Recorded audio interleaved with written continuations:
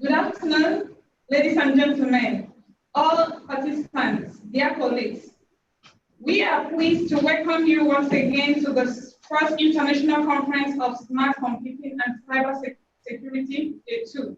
First and foremost, warmest congratulations to all the team members engaged in the organization of this event.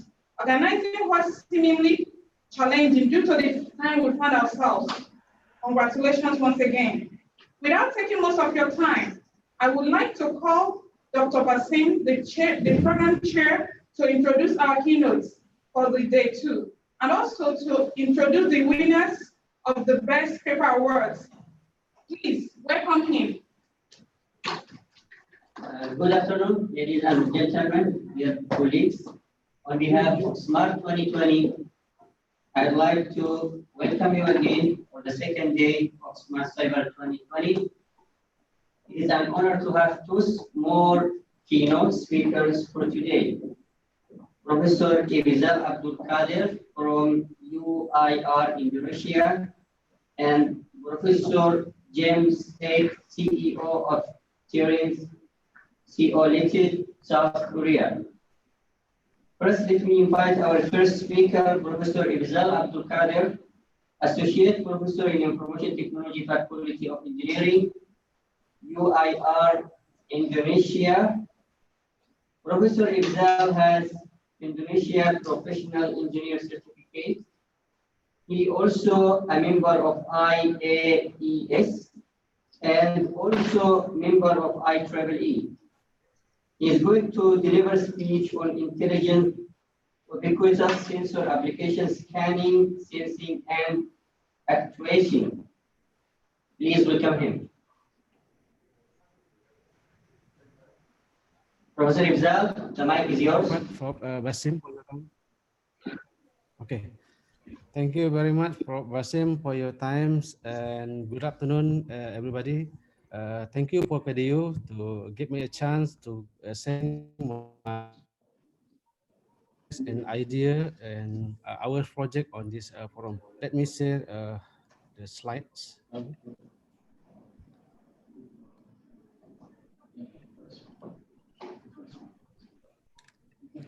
Okay, in this session, I just share our experience on the some of project that have been done in previous. So now it's intelligent ubiquitous sensing application.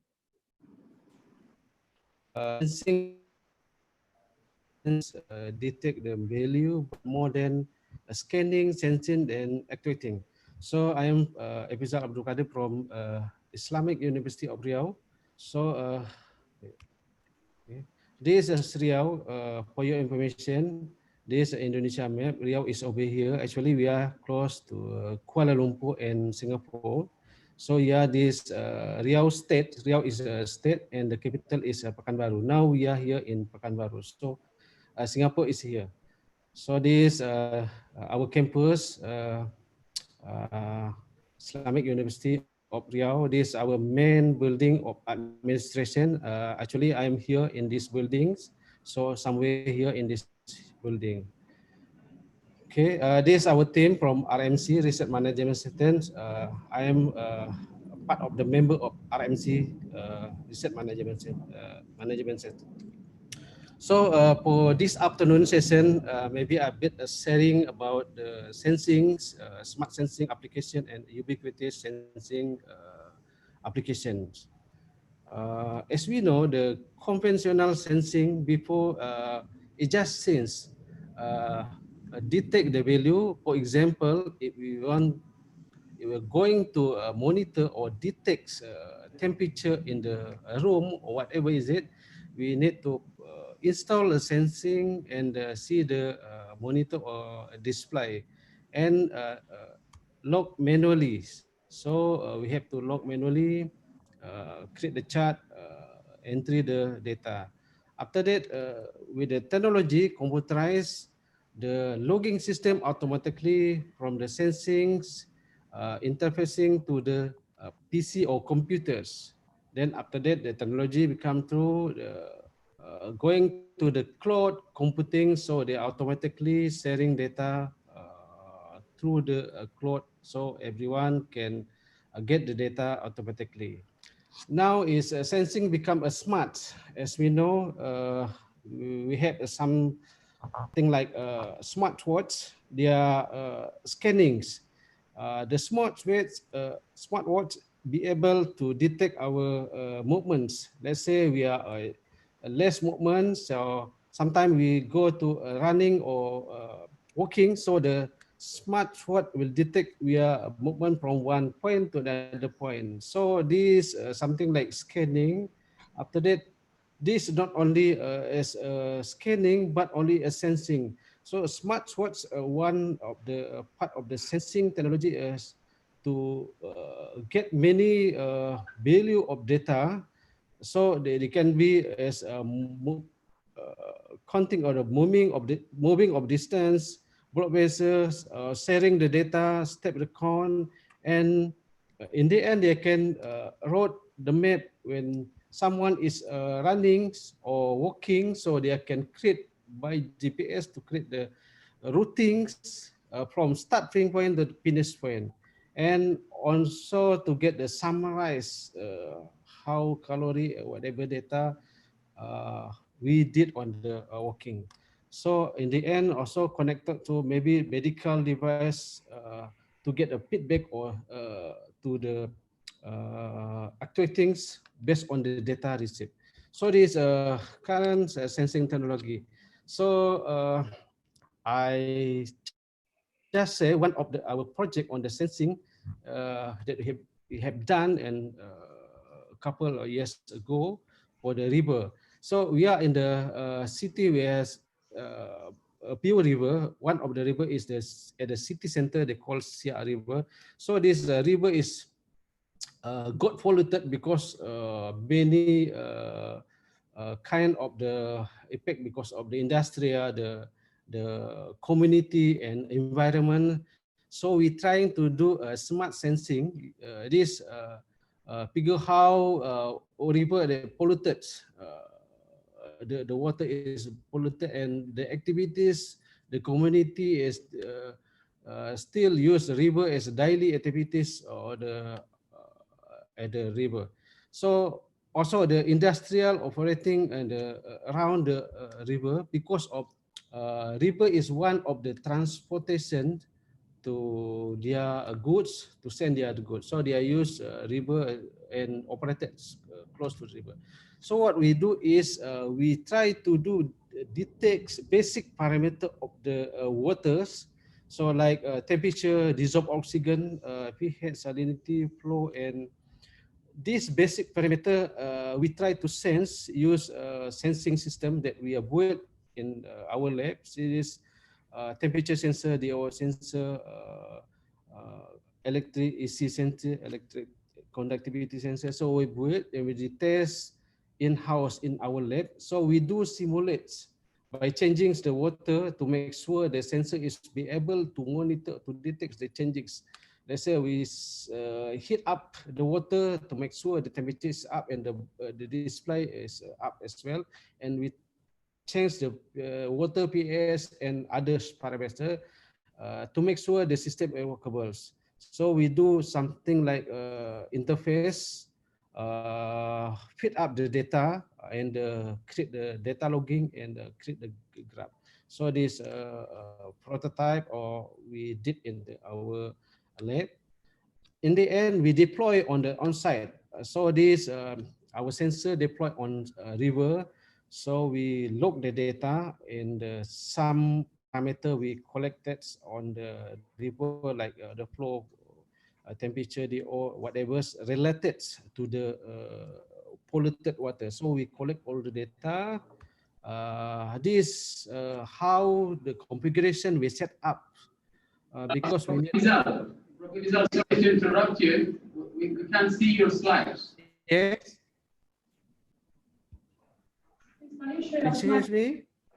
I think you switched to, you stopped the sharing for some reason. It was okay, but out of sudden it disconnected. So could you please share share the How now? Yeah. Yeah, I think we missed a couple of slides there. We can see actually. You can see from your side? Yeah, I can see. Yeah, in our side also okay.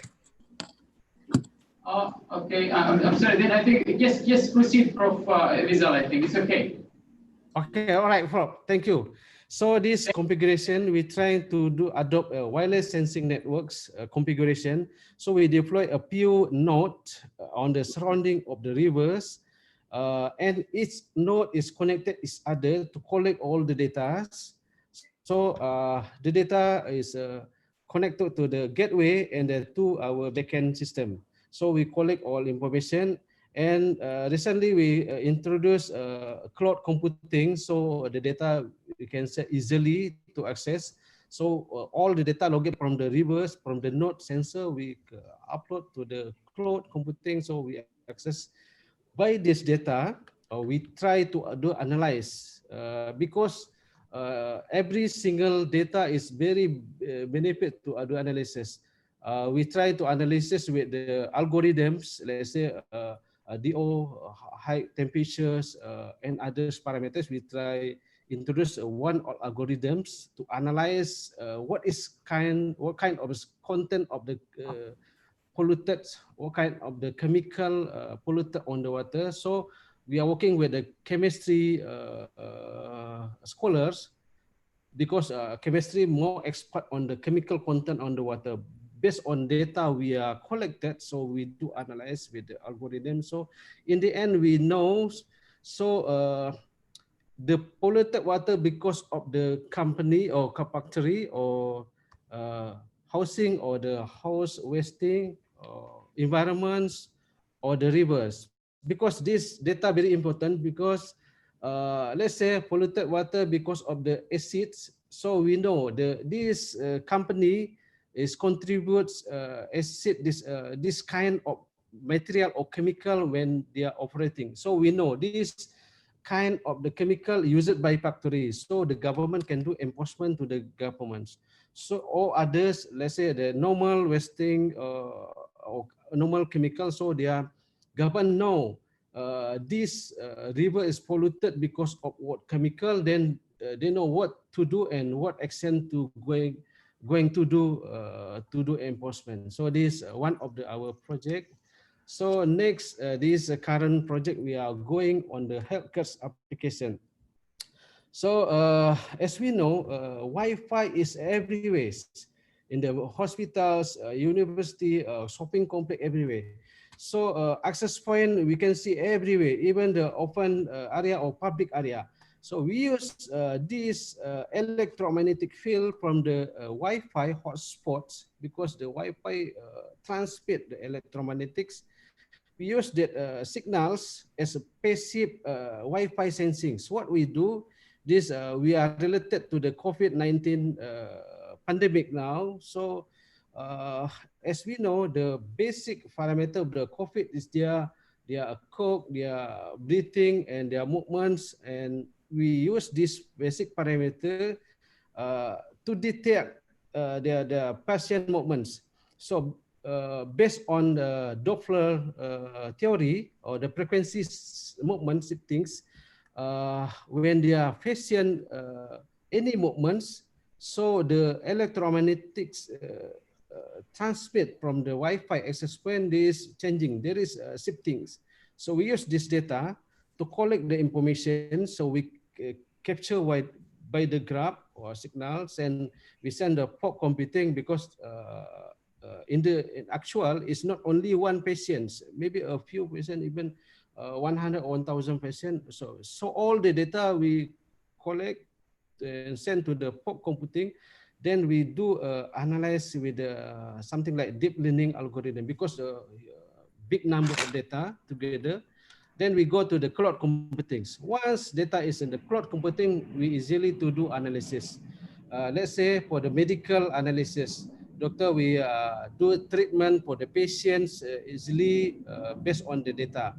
So by this deep learning algorithm to specify the data, what kind of data needed for doctors, what kind of data is required for the hospital management. Let's say when the patient is starts treatment and the finish, how the patients every day, the daily activity, and also mobile for the family monitoring as well as for the authority or government. So this what is a concept, as I said, there's a simple concept of Doppler frequency, when there V is a speed of movement of the body of people on this speed of lights, and the theta is the angle of the movement. So this access point is already existing. So we use this electromagnetics. We install phase shift sensing, use this electromagnetic. So this one of the is result. We has Wi-Fi access point. This we have installed passive Wi-Fi sensing. So every movement of the human or peoples, even there can be detect a small movement, whether you are standing, walking, or exercise, even laying or sleeping. There, this electromagnetic is very sensitive to every movements based on the Doppler segment. So we can create a graph line of sights. Even we are, if the access point is blocking by the walls, the graph is changing because of the propagations, the walls. So this also some kind of the when the access point transmit the electromagnetics. When there are people, one people, two people, and three people, there is different propagation. That signals propagation we analyze. This some of the graph. There is no humans. There is normal graph. When there are, someone is sitting, their movement. This sample of the opening, closing door. There are something like high movements, but the gap is the time is a bit bigger, larger. So when there are, someone is typing keyboard, waving the hands, walking. So this, based on this graph, we conclude, we analyze. So the movements of the humans. This is another sample on the 3D, the graph on the picking up, sitting, standing, falling. Even a simple movement, the electromagnetics from the access point is changing. So based on these samples, let's say to the patients, just now we got a sample from the patient in the hospital when they are cooking, cook, they are something like huge peak signals. So based on this peak signal, we analyze how many times a day, how many this, we try to analyze the signal. And in the end, we can conclude the summarize how many cook in the day, the movements, events, the left, right movements we can detect based on the graph. So this, in the end, we have the hospital or doctor to do is like events, the temperatures, because our human bodies contribute hot or temperature. So the more people, of course, the temperature will increase. So we can detect as well the temperature. Let's say one patient, two patients. So how many cook, breaths, movement, and locates. So in the end, this project actually is still running. We are doing now in this project. In the end, we expected to contribute to the hospital. So to minimize the medical staff accessing to the patient, so they can do remotely treatments, less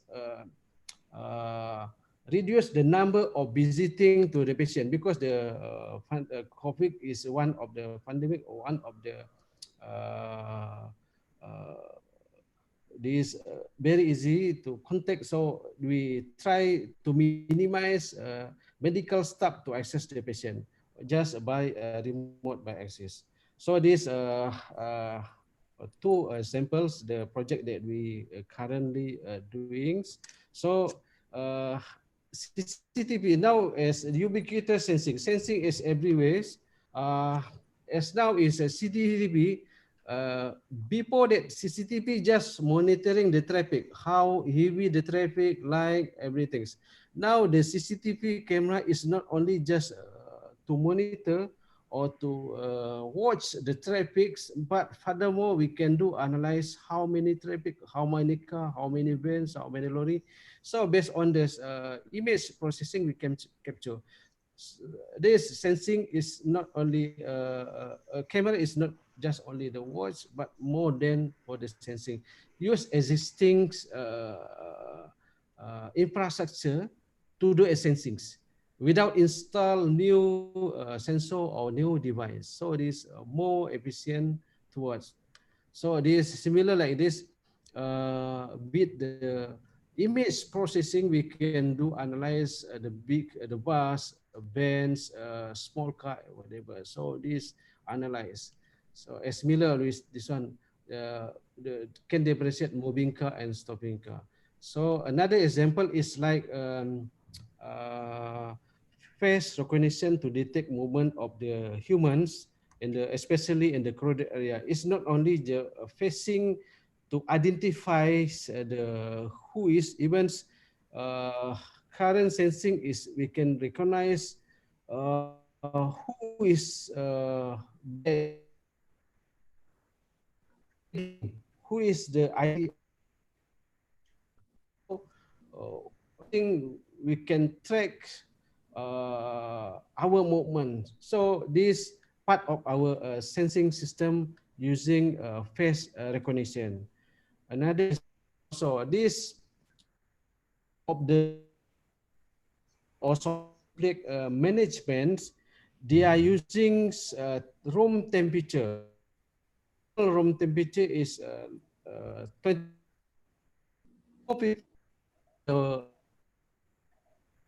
temperature. That's value they use to calculate how many visitor going into the shopping complex or malls. So as we know, more peoples in the one area, so the temperatures, because human body contributed hot, so they calculate based the air conditionings. So they calculate how many peoples in the shopping country or the in the area. It's not only shopping complex, maybe other area, office, hotel, whatever is it. So there is, we don't need to put any or to install new sensor to count how many people in the entrance, maybe to count how many people. Actually, based on the room temperature or the air conditioner, we calculate estimates how many people in that room or area. So this most, as we know, is now everyone has a mobile phone. This one of the tools as the sensing. As we know, is mobile phone is sense or for the our GPS, our location, for the tracking our location. But more than that, mobile phone is not only for tracking our location. Furthermore, we many others parameter of ours. Let's say when we are talking, when we are video call, we can sense our face. So these all parameters become as a sensing, ubiquitous sensing application.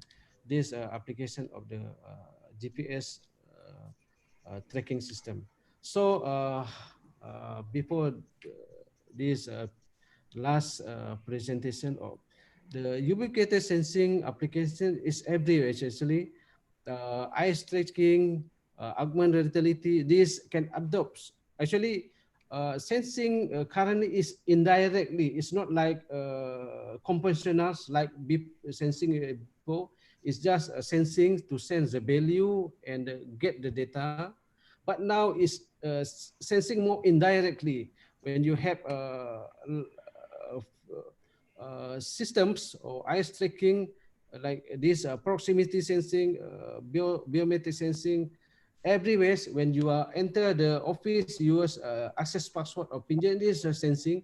That data can be used as sensing system. It's not only access or enter the building, but the fingerprint. When you are touching the fingerprints, you are sensing your temperatures, maybe how when you are using the face recognition or the eyes iris, the sensing also can use for the your emotion on the day and others. So these summaries, the sensing now technology is again, furthermore, this sensor actually is intelligent system cover all this system. Sensor is here, Internet of Things. The technology of internet embedded with the sensors. So sensor to get access or connectivity, they use Internet of Things technology, and every sensor contributes data. So every day we so data very huge, high volumes to become a big data. Then, of course, machine learning, one of important tools to analyze the data. So sensing is just to get the data, the value. Then to get the results, we need machine learning and application.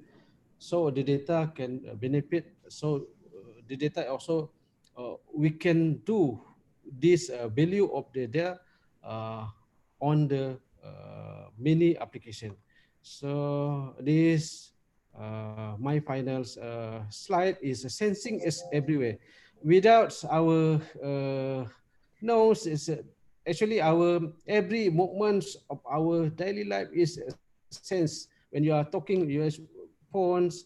When you go to the shopping complex, there is CCTV capture your image that you are in the shopping complex. When you are driving a car, so the speed up, the your mobile phone will track you how fast you're driving the car. This all without our noise. There's all the device, all the tools, sensing every day, and daily life is sensing. Actually, sensing is everywhere. So it's not like last time. Is sensing just if you got sensing, you get the value. So this technology, I can conclude this presentation. The future trend of the sensing system is utilize current or existing infrastructure. Like just now is we utilize Wi-Fi or access point, existing access point, use the signal transmit from the access point as, to detect the movement. So use existing infrastructure more benefit because we don't need to install new device or new sensor for the scanning, sensing, and tracing. So integration of the IoT is for the connectivity is one of the solution to get access, and algorithm like deep learning, other method of algorithm. In the end, the sensing is now is not only just sensing like before. Let's say we monitor our room temperature is low. Just we know the room temperature is high or low, or we know detects the car is speed up more than 100 without actions. Now sensing is more than what is action to do. There is activities. Yeah, if we got temperature is lower, what action to do with if the car is over speeds, what to do. So the sensing know to do to report maybe to the police to report. So this something like acting. There is actions in the end. It's not only just sensing.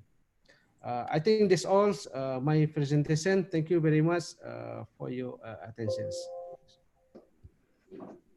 Thank you, Professor Ibiza, for giving such a insightful talk. Now, anyone has a question, please feel free to ask. Any question from the guests?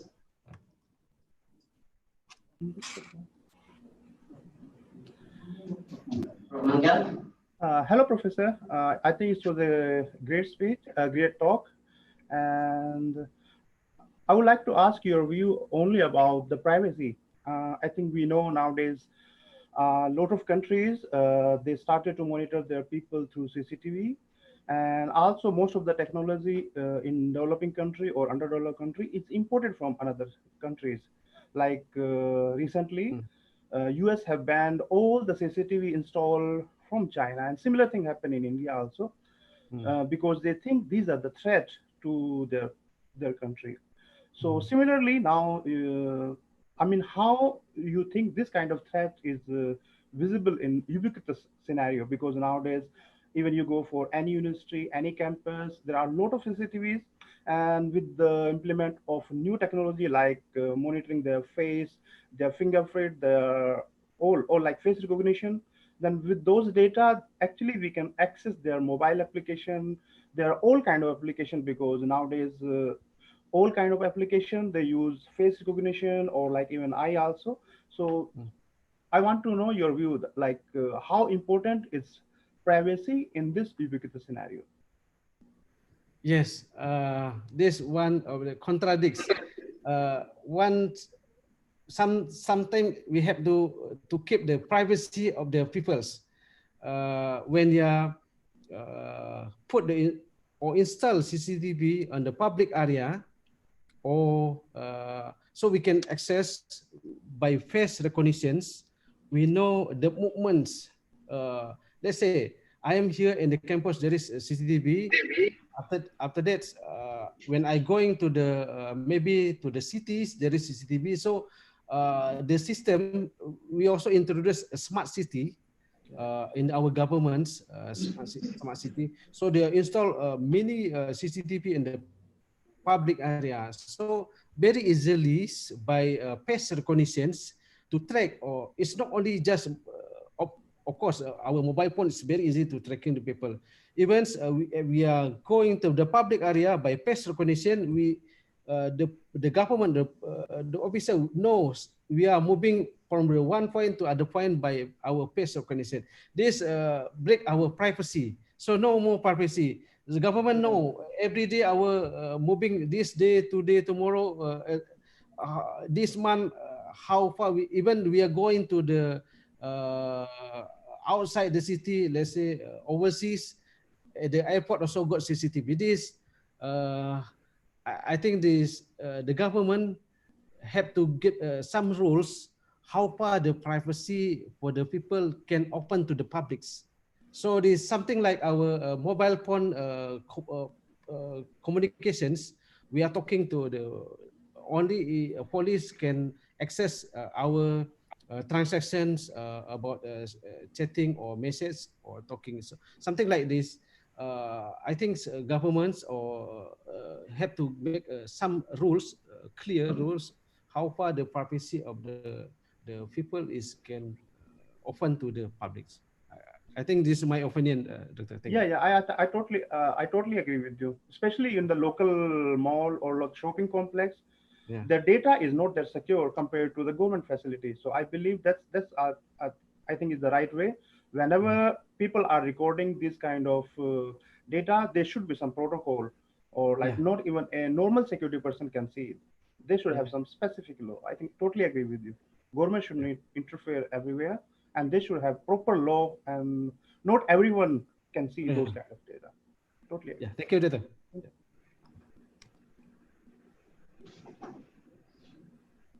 Yeah, I have a question also. In your slides, you mentioned that the room temperature can represent the number of visitors. So in the real world scenario, do you think that can be implemented?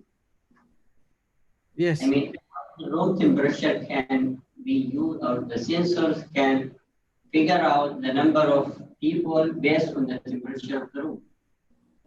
Yes, we had it actually in our classroom.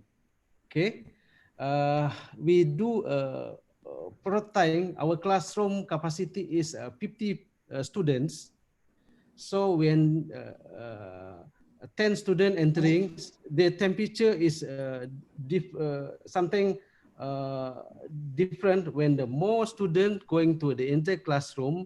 So the temperature is high. The icon detected.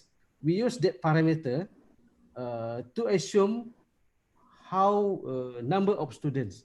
But in the big area, it's not 100%. Let's say in the shopping complex or the malls, 1,000 visitor, we very hard to achieve 100% percentage. Let's say 1,000. Maybe there is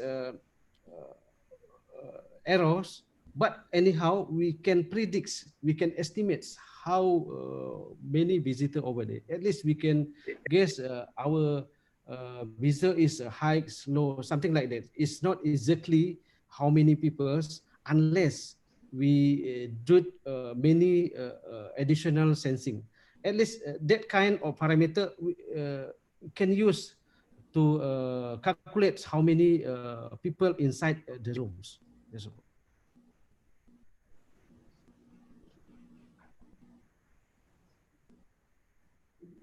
All right, thank you, Professor Rizal. Okay. Now, please join me to welcome our second keynote speaker, I think we should. Professor Sorry. CEO of Friends Limited, South Korea. The title of his talk is Artificial Intelligence, the leap to precision healthcare. Okay, thank you. Please Good afternoon. welcome Professor James. The mic is yours. Actually, I cannot.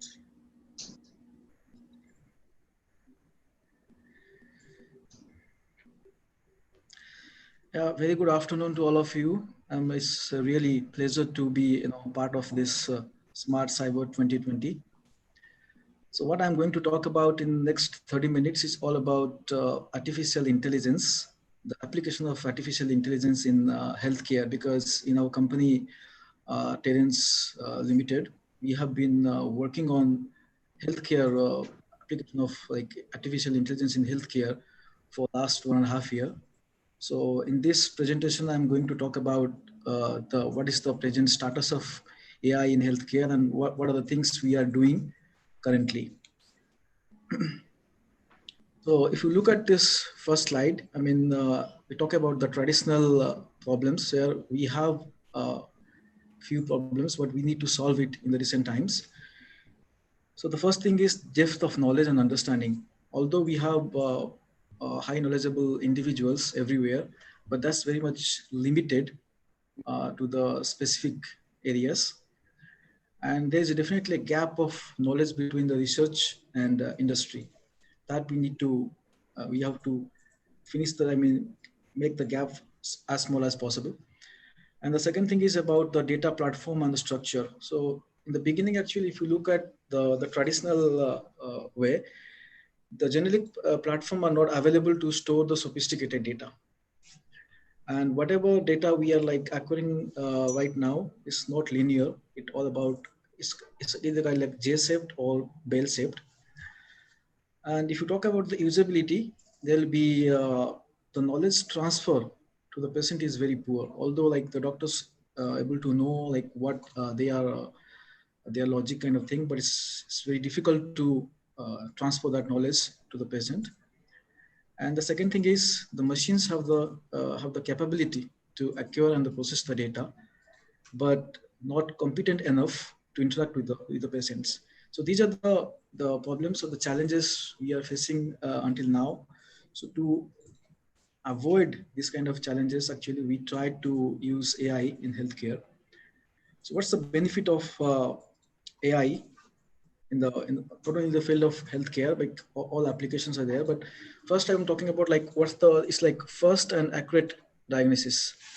So the good thing is like that, since the AI software has been trained with a lot of data, so it will be, I mean, when you talk about the taking a decision making, it will be really fast and it will be accurate, because most of the time, depending on the doctors, when they look at a particular image for taking a decision, it could be different depending on the person to person. Like if a doctor is very much experienced, then they can take less time to take a decision. But if it's like, I mean, a new doctor, maybe it takes a long time for them, and maybe they can ask the patient to visit few more times before taking a decision.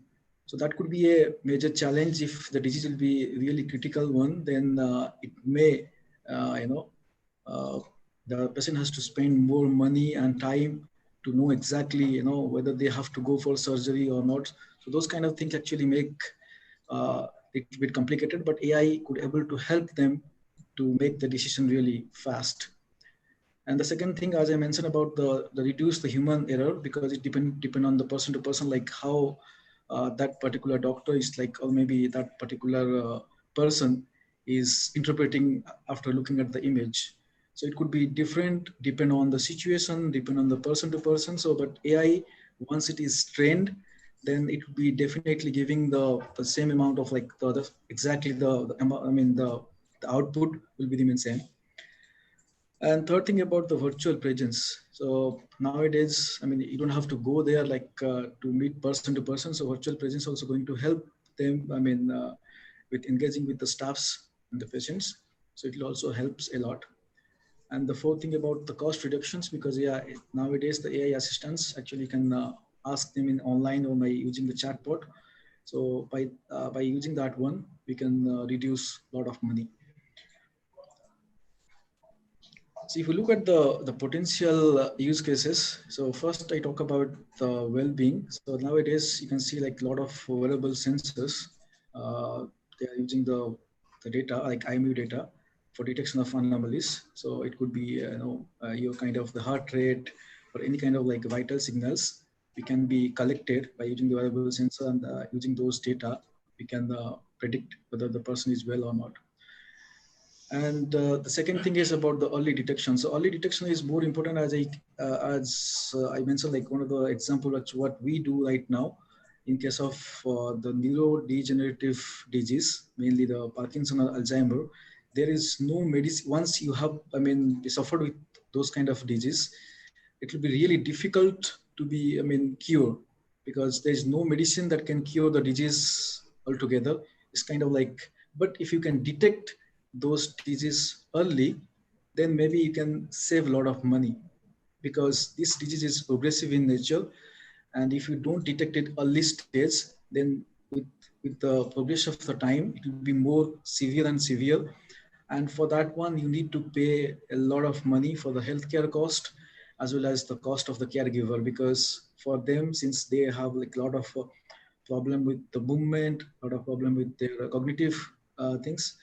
So for that's why they need to have kind of a caregiver with them. So the amount of money has to be huge. So to reduce that one, if you can detect it on the early stage, then we can give the proper treatment from the early stage. Then at least we can reduce a lot of money, and also reduce a lot of money by in the caregivers. So that's why the early detections is only possible by using like AI. And then we talk about the diagnosis. So the detection and identifications of the biomarkers is also helping a lot to identify the severity of the disease. And then in the last slide also, on this slide also, I'm talking about decision making, because the decision making will be really fast. I mean, because AI is giving decision very quickly. So that process will be, who could be able to save a lot of money. The patient has to not has to visit, multiple time to the hospital for getting a decision. And then when you talk about the personalized treatment, but when you go to like in traditional way, you can see that like one method is used to all the patients. But in kind of like AI, I mean, you can personalize the treatment depending on the situation or depending on the symptoms kind of thing. So we can personalize it as possible with the application of AI. And if it's application in research, we can help AI for reducing like a lot of clinical trials, and then make the drug discovery kind of thing more feasible. Because if you look at the traditional way, they used to do a lot of clinical trials, and it takes long time. And after that also, if the result is not good, then they just say, okay, it's not working. So in that way, although we have done research for 5 or 6 years, so that's gone waste. So there is no point of taking those time back. But in AI, actually, we can reduce those time, and we can reduce the clinical trial process. So it can make the whole system really fast. And you talk about the end of life care is like, throughout your life, you can get a proper kind of like personalized treatment kind of thing. So in this way, you can reduce the medical error error. So it's like caring you like a person throughout the life. And then talk about the assisted treatment. So definitely AI is going to help on that one, because it works as a decision support system. Instead of like giving a proper diagnosis, it can say that, okay, this something is very much urgent, so you need to go to the hospital. So it helps on like assisted treatment. So these are the potential use cases in the field of healthcare. Now look about the first generation and to the second generation AI. Now we are in the second generation AI stage, but what was there in the before? So you look at in the first generation AI, you can see that there's the incomplete domain knowledge. So because everything for all the decision we have to take, so that will come from the human. So human is, in that case, is an expert. So we have to believe the expert that, okay, what he's, let's say, in the left-hand side, there's an image. So if looking at this image, what the doctor, the specialist will do is like, he will be, localize the region. Okay, let's say this particular picture is suffered with, the patient is suffered with Parkinson's disease. So we can just localize that particular area, and that completely depend on that particular expert. So in the beginning, actually, we are going to use the expert's knowledge, and then if you want to classify that particular patient, whether it belongs to Alzheimer or maybe MCI, is like mild cognitive impairment. So we need to improve in the algorithm stage because by going to the particular pixel, and then if you go to more detail on that one, then only we can make some kind of improvement for classifying which category it belongs to. But everything in the beginning, everything has to be depend on the particular expert. So that's the first generation AI. But if you look at the second generation AI, it's all about data. So the domain knowledge is coming from the data. So the more data you have, and we have, and then we can make a good software. So in that case, the human knowledge is not important, because the AI is learning by itself from the data. And so it depends on the quality of data and the amount of data. If we have more data and then more quality data, then we will be able to make a good algorithm, and also we will be able to categorize it in a proper way. So that's the difference between the first generation AI and the second generation AI. So now we are in the second generation AI. We have a lot of data, and we have also quality data, and we have, to be honest, like more improved algorithms like deep learning and all kind of neural network. So by using those applications, we can able to make the system more accurate and more precise. So yeah, until 1950 to 2000, 2011, we can say that, okay, until that time, it was like first generation AI, but until after 2011 is everything is now second generation AI. So we are using deep learning, and which is more accurate and more faster. So if you look at like how AI is going to, what is the real life case? So there are two cases here. One is called the soft use case, and one is called the hard use case. So if I explain it in the detail, what about the soft use case? You can see that. So when AI, we are, let's say we are developing this software for detecting Parkinson's disease by taking brain MRI image in 3 directions, like axial, coronal, and then sagittal. So there are 3 the images are here, and then when you put these images in the software, so what AI is going to say that, okay, this case might be urgent. So it does not give any particular kind of like diagnosis. No, this person is belongs to suffered with Alzheimer or Parkinson or MCI by looking at it. So it's just giving that, okay, this case might be urgent. Okay, so that means after looking at this picture or maybe the MRI image, so it says that, okay, this case might be urgent, so you can go and then consult the doctor as soon as possible. But we talk about the hard use case. So in that case, exactly when you put the image in the software, you can say that, oh, this particular patient is now in the Alzheimer stage 7. So this is actually, very much kind of like complicated, because we don't until now, although the AI software is, accurate, we know that the algorithm is very much accurate, but it's like for the patient or for the doctor in real life, it's difficult for them to trust completely on AI. So this hard use case, may not be feasible in real time, because we don't know exactly, we cannot trust the software 100% that by looking at the image, this person belongs to Alzheimer's stage 7 or not. So that's why the AI here will be more, more feasible in terms of like giving a soft use case. So which will be like, okay, this case might be urgent, or this could be a patient like, he or she may be belongs to Alzheimer's disease with, in a highly severe patient, or maybe in the later stage of the patient. So those kind of thing will be, those information will be really helpful for the doctors to, make a proper treatment, instead of like giving a, hard value. No, this particular patient is, Alzheimer patient with stage 7.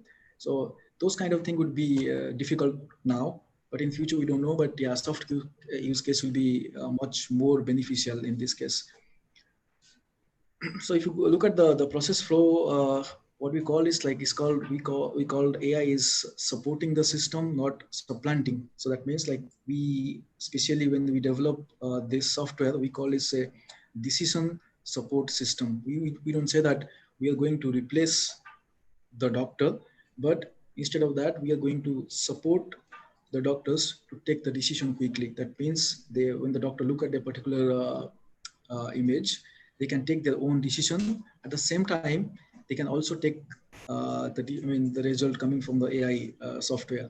So they can analyze both, like in what they are thinking and what AI is giving. So they can combine it together, so that it will be easier for them to take the decision quickly.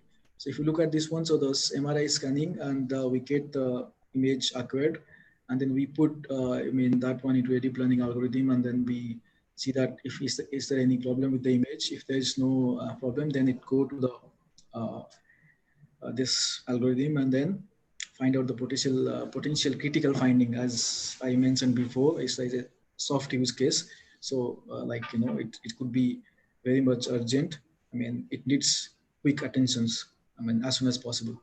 So this is the process. So we usually call it a decision support system. It is not anyhow, AI is not going to replace the doctor anytime soon. So doctor has to be there, but this helps to take the decision, more quickly.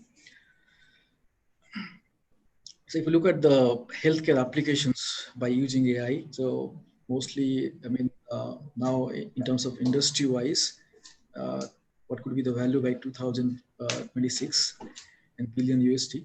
So the first one is talk about the robot assisted surgery. So by 2026, it will be $40 billion. And then talk about the virtual nursing assistant. And then what we are coming here in terms of the clinical trial, the preliminary diagnosis, and then maybe automated image diagnosis. Although our industry is a little bit on the lower side, but still it has a high potential to be used in the future. So if you look at this left-hand side, you can say that the healthcare market size using AI is going to be a $36.1 billion industry. It's increasing like really in a high rate. And there are some of the companies, like the startup company, they are working on the different field like imaging, and then drug discovery, genomics, and then hospital decision support as what we do right now, and then clinical trials, virtual assistant, mental health, nutrition. So there are a lot of companies now, they are working for the healthcare sector using AI.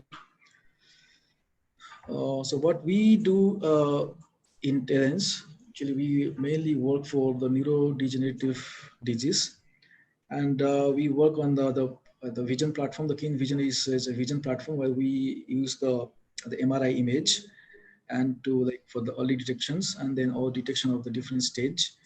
Also, we look at the progression of the patient. And the second thing also, we develop the wearable device that can monitor the Parkinson patient. So in this case, what we do is like usually the Parkinson patient has a problem with the movement, and for that one they have to take the medicine, but the medicine has an effect of 3 to 4 hours, but which is very difficult to predict it because they have to maintain the diary that how much time the medicine has the effect on the body. But using our wearable device, they can monitor that one because they can wear it, and by using the app they can know exactly more about the movement pattern and how much time it will be effective in the body, so that they don't have to visit hospitals for knowing that one. They can do it in the home. So that will be kind of like monitoring them in their daily life. And also we're working on the music therapy, like since music has an effect on the Parkinson and Alzheimer patient. So by listening to music, like what kind of improvement happening in them. So we're also monitoring them by using the wearable device. Similarly, also we're working for the Alzheimer disease patient. We just trying to find out their progression, what stage they belongs to, or maybe if one person is in the MCI stage, whether they will be going to Alzheimer or not. That kind of things also we can detect by using the MRI image. And recently with the COVID-19 outbreak, we have developed this COVAX software that can detect COVID-19 by using the X-ray. So we have used almost 250,000 images for for training the algorithm. And then currently it is working in a few hospitals in Korea and also in Malaysia. Although for deploying this software in real time in all the hospitals need the certifications from FDA kind of thing, but still, we are applied for that one, but still we didn't get it. But for research investigations, we are, in the different hospitals, they are currently using this one for detecting COVID-19.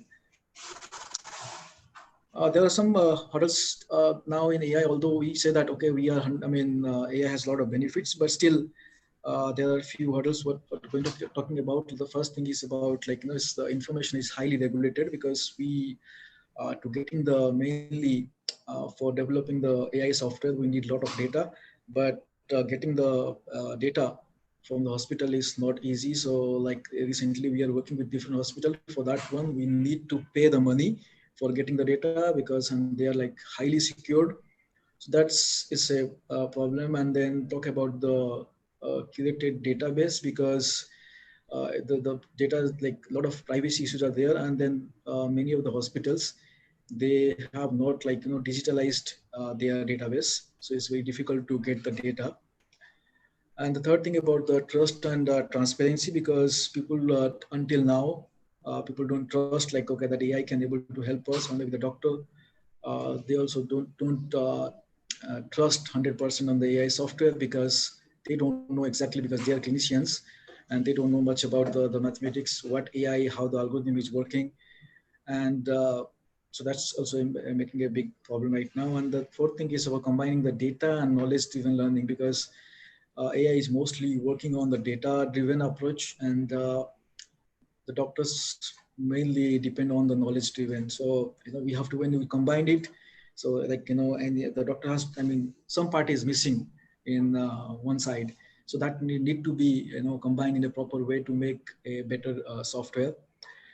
And until now, also this healthcare and IT infrastructure is not proper. It's kind of like fragmented. So that need to be taken care.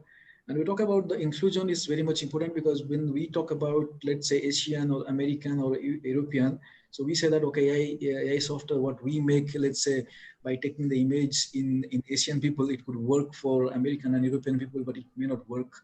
So that is also the biggest problem. So, when we develop a software, we need to understand that, okay, we trained with, the images like the MRI image of Asians, like Americans or Europeans or whatever, and then we need to make it one kind of software that can be used everywhere at the same time. But it's not actually easy right now. So that's also a big problem right now. And then talk about return on investment. If you ask, many of the hospitals, they don't want to invest on this one because they don't know whether this investment they do on the making it more digitalized whether they will get the money back or not. That kind of trust until now is not there. So it could be, it's a problem right now. And the last one is like understanding of the clinical context. Definitely the AI don't understand that part. So we need to find out, okay, how this is going to help in real time. So the final thought is like our technology, our machines is a part of our humanity, and we created them to extend ourselves. But that is what is unique about the human being. So what we can do is that, and thank you so much for listening to us. Okay. If you have any questions, then Thank you, such a wonderful presentation. Okay. Now, if anyone has any question, please feel free.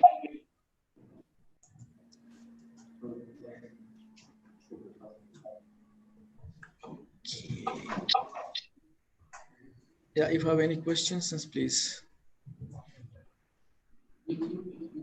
Any question?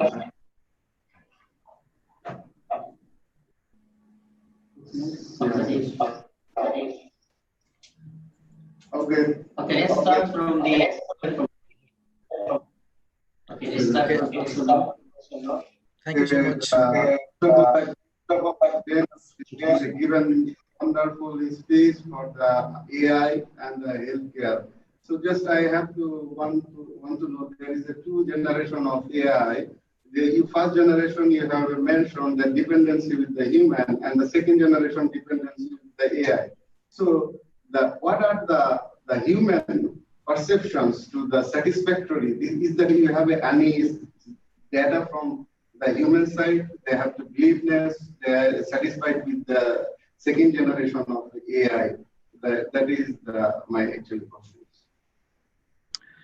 Okay. To be honest, like in the first generation AI, it depend on, wholly on that particular person, right? So we don't know exactly, like we completely blindly trust the expert that whether like the expert is, telling that is correct. But in second generation, as I mentioned, like, it take the, try to learn from the data itself. So the more the data we have, then we'll try to make a pattern of that data, and then try to show the accurate result. So in terms of talking about the real case, I can say that in what we do the research, or maybe what software we have done so far, it's giving like an accuracy of 99. Let's say in case of COVAXR, what we developed for COVID-19. In what we developed, the algorithm, we're giving an accuracy of 99%. But when we talk about going to the real time, it may be 60% correct, because what we developed and what is in the real time is completely different. Because recently I was looking one article, one software developed by Google. So they developed it for diabetic retinopathy. So they said, okay, what we have developed in the lab is 100% correct. But when they deployed that particular software in Thailand, in 11 hospitals, what they find out is only that software is like only 40% accurate, because we don't know exactly what the clinicians are looking for, what exactly in the real time they're looking for. So that's a major challenge right now.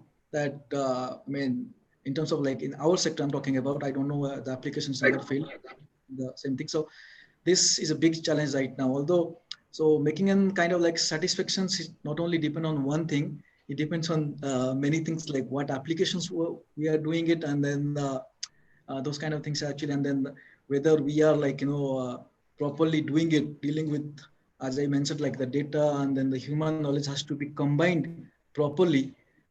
Then that could be, I think, a better options for the real life.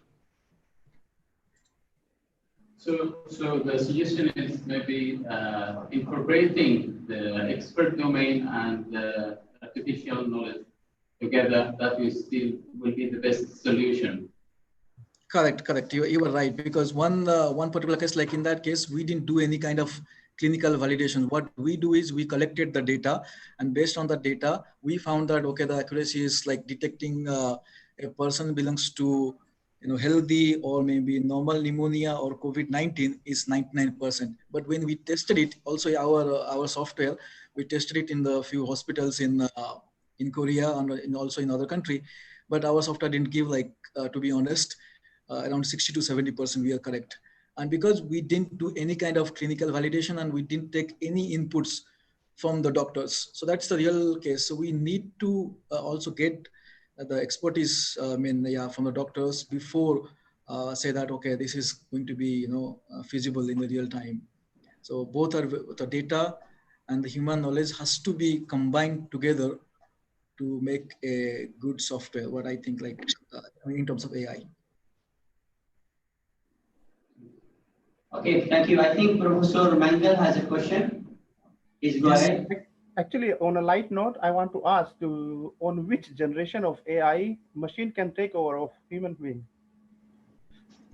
I don't agree with that one because, to be honest, like what I'm thinking, like whatever, the robots or maybe the AI software, they have a particular purpose in real life. Like not all the work has been replaced by them, or all the human work actually can be replaced. So both the way it is like impossible. So what people are like, people have a limited knowledge about AI or limited knowledge about a particular robot or something. They say that, okay, that those kind of thing, machines will be completely replace them.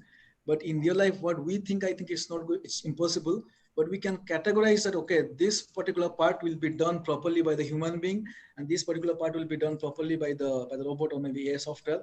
Then if we can categorize them well, then I think it will be much more efficient instead of just feeling scared that, oh, this AI software is going to replace us. So that's why I told you in the beginning that when we develop this software AI software, and then we talk to the doctors said, oh, this software is going to replace us. I said, no, it's not going to replace you. It's just helping you, because we call it a decision support system. So it's just helping you to make the decision quickly. It's not going to replace you anymore. So that's the part. So decision. Understand that. It's not a decision. It's not a decision system. It's a decision support system. Yeah. Correct. So we need to support it. But I mean, as we are expecting by 2039, as some researcher mentioned, that we will be able to build a self-conscious machine which can actually develop other machine. So when we have that kind of machine, and of course that's the time what we expecting, that will be the new era of AI. So because all machine, whatever we are developing, they actually only have the limited knowledge what we actually build. But when we able to develop a self-conscious machine, do you think that will be the time when we have to think about do we need only decision support system, or also we can rely on the machine and can build something other? I think by the time, if we have the proper infrastructure, and then if you were ready for that one, but still what I think is completely depend on the AI for at least for healthcare. I don't trust 100%, because still, the doctor has to play a role on that one. I mean, in some applications, I don't know, some applications that will be completely automated. But in case of healthcare, I don't think that the future, even though the AI will be 100% accurate, but still, it will be very difficult to trust 100% on AI.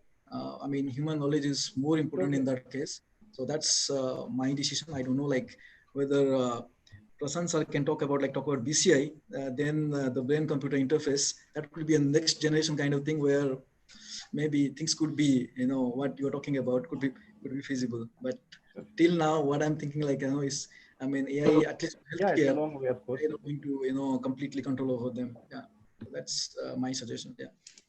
Yes. Thank you. So does it mean we still have to work more on the trust computing in this case to support the AI to go to the level where? No, I mean, yeah. At least for decision support system, we don't have any issues on that one, because I mean, it is just helping the doctors to take the decision quickly. That's for now is doing very well. I mean, although, and also, yeah, depending on the company, although our company is 1.5 years old, but there's one company in South Korea, they have been working for last 7 years.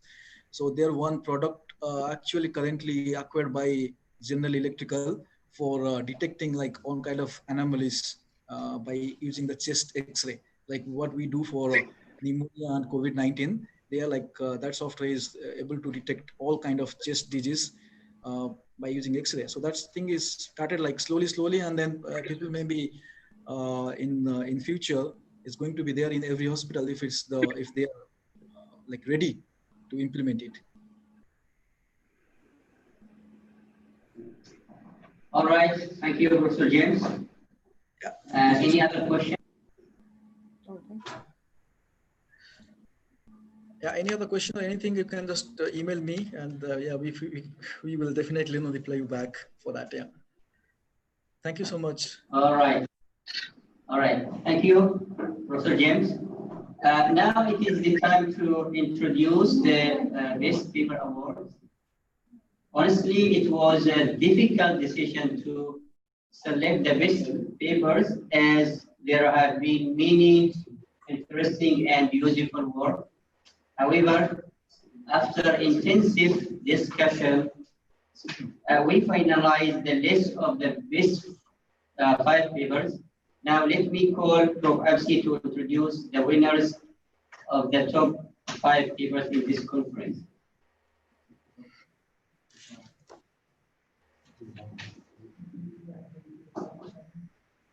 You can share with the rest of it.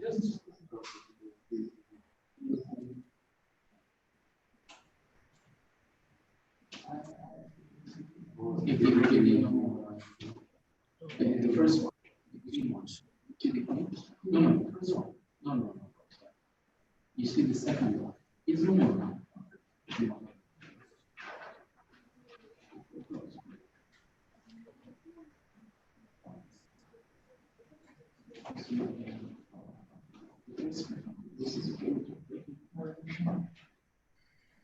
Okay, so as Professor Basim mentioned, it wasn't an easy decision, in fact, to come out with the best decision, with the best 5 papers, because in fact, so many beautiful and papers that really contributed to the field of smart computing and cybersecurity. They were within the scope, and it wasn't easy for us to conclude or come out with the 5. But anyhow, we have to come out again with the best papers. So after the intensive decision with the committees, we finalized the 5 best paper awards, and the first paper, the order here, it doesn't matter because it's just concentrating on the specialization. Okay, so the first paper,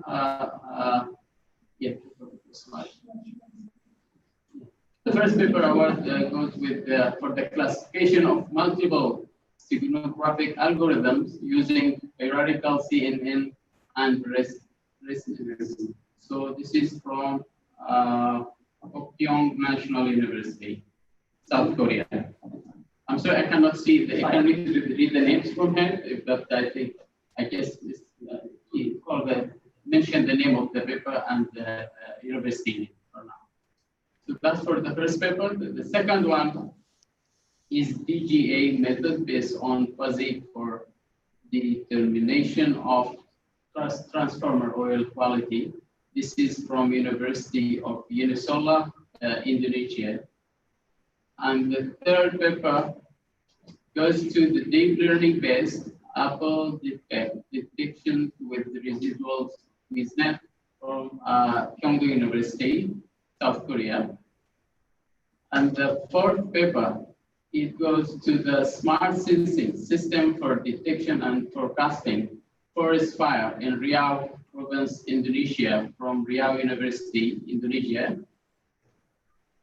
And the last paper goes for the security for proposal of CPU random number generators using ping pong 256 and Chaos Maps to Dongseo University. So that was the first paper awards for the Smart Cyber 2020. As I said, it wasn't an easy decision, but I believe that all papers were beautiful and they contributed a lot to the domain of our scope of the conference. Please give them a very big applause for this.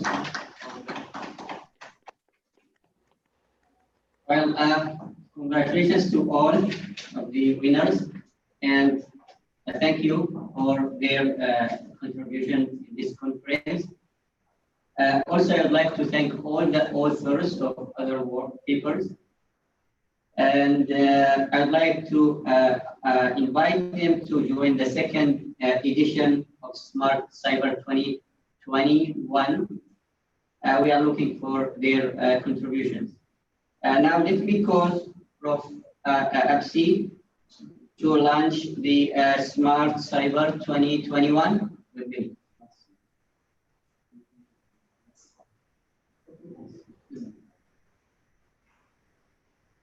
Okay, so I think that was the what we have to offer for the Smart Cyber 2020. But now we have to look forward for next year, which is the second international conference on smart computing and cybersecurity, which will be held again in Kyungju University, South Korea, on June 16 to 17, 2021. Sorry, there was a mistake there. Okay, so I guess to briefly take you to the website. So our website is ready, but still have to update it a little bit due to some more details. But we'll try to finish it within. Open it up, all of it.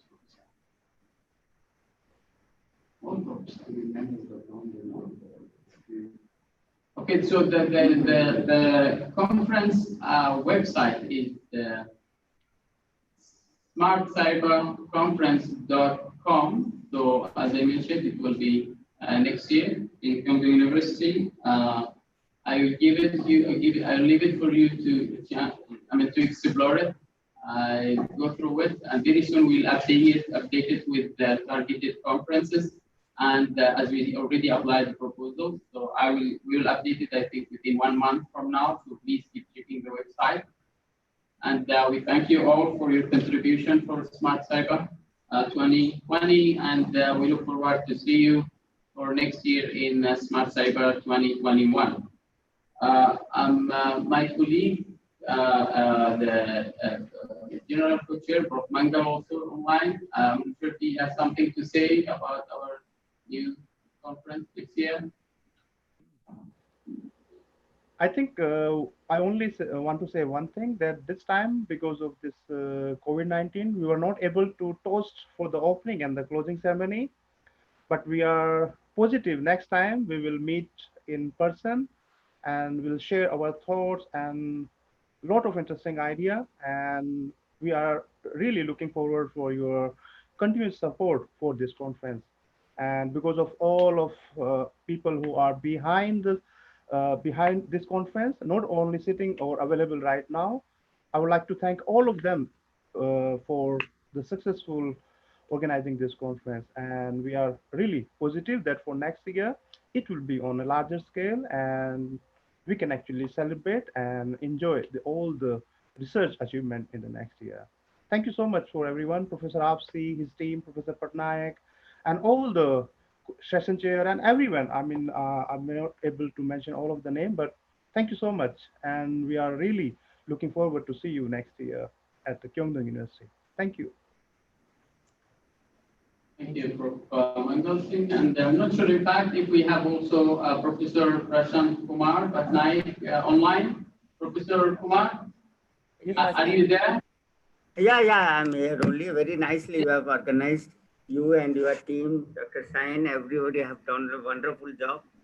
Hope in next year we will meet. And any further things are there, or officially you are going to close Smart Cyber 2020? Well, we are about to close the ceremony. This is the end of the closing. Yeah. So you declare, please, as a general chair, you declare. Officially it is closed. Sorry.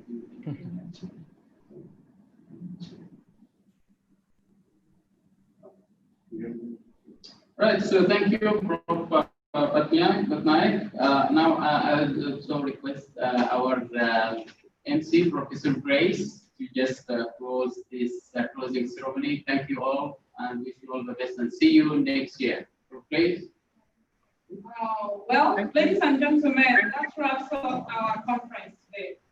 And on behalf of the Smart Cyber 2020, thank you all for making it a reality today, and we're very glad to have you. So see you next year, Smart Cyber 2021. Thank you.